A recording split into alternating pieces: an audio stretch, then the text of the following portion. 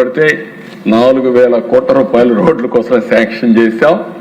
డోలీ మూతలు పోవాలి అనేది డిప్యూటీ సీఎం గారు అందరి సంకల్పం. తప్పకుండా దాన్ని కూడా తొందరలోనే సాధించే దిశగా ముందుకు పోతున్నామని కూడా నేను మీకు తెలియజేస్తున్నాను. ఇంకొక పక్కన దగ్గర మీరు చూసినప్పుడు నరేగా కింద 54,94,000 కుటుంబాలకు 90 లక్షల మందికి 42 కోట్ల మందికి ఉపాధి కల్పించారు. అది కూడా ఒక హిస్టరీ. ఇవన్నీ చేసిన తర్వాత ఇప్పుడు కొత్తగా మీరు చూస్తే ఒక సమస్య, నరేగా పోయి జీరామ్జీ వస్తూ ఉంది. 40% మనం కాంట్రిబ్యూట్ చేయాలి. అయినా పర్వాలేదు, ఏమాత్రం బడ్జెట్ తగ్గకుండా నిధులు కేటాయించే విధంగా ముందుకు పోతున్నాం. రాబోయే రోజుల్లో పల్లెల వాతావరణం బ్రహ్మాండంగా తయారవుతుందనడానికి ఇది ఒక ఉదాహరణ మాత్రం.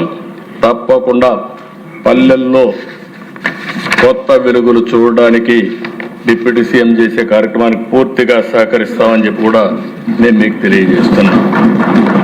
ఈరోజు ఇక్కడ మినిస్టర్స్ అందరూ కూడా బాగా పనిచేస్తున్నారు, పోటీపడి పనిచేస్తున్నారు. ఇంకా చేయాల్సిన కూడా అవసరం ఉంది.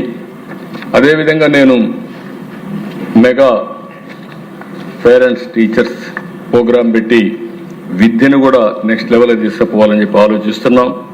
అదే సమయంలో ఈరోజు మనం నిన్న పాపులేషన్ పాలసీ తీసుకొచ్చాం.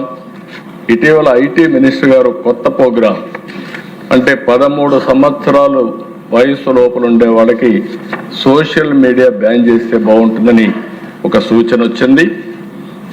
తప్పకుండా తొందరలోనే 90 డేస్లో 13 సంవత్సరాల లోపల ఉండేవాళ్ళు సోషల్ మీడియాకు అందుబాటు లేకుండా చేసే కార్యక్రమానికి శ్రీకారం చుడతాం.